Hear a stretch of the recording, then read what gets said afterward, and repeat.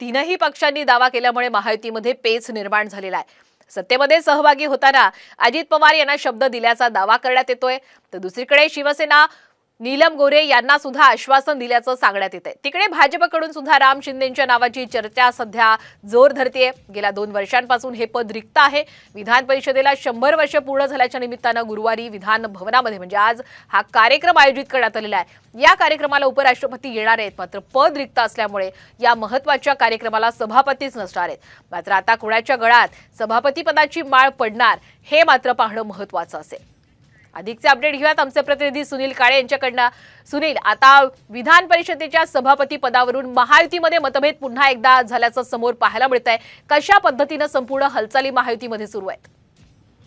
खरं तर आपण बघतो की सभापती पद हे भाजपच्या कोट्यात असल्याचं भाजपच्या नेत्यांकडून सांगण्यात आलंय। पण यापूर्वी रामराजे निंबाळकर जे राष्ट्रवादीचे होते ते अजितदादांबरोबर गेलेले आहेत। त्यांच्या नियुक्तीनंतर हे पद रिक्त झालं होतं, पण आता त्यावरती सुद्धा राष्ट्रवादी पक्षाने दावा केलेला आहे आणि लोकसभा निवडणुकीत असं आश्वासन दिल्याचं म्हणणं आहे।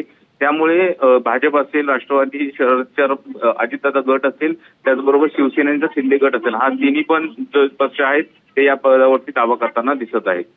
नक्कीच सुनील, धन्यवाद आपण दिलेल्या संपूर्ण अपडेट बद्दल।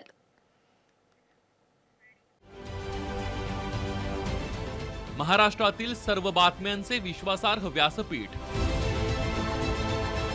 सकाळच्या सर्व सोशल मीडिया प्लॅटफॉर्मला लाईक, फॉलो आणि सबस्क्राईब करा।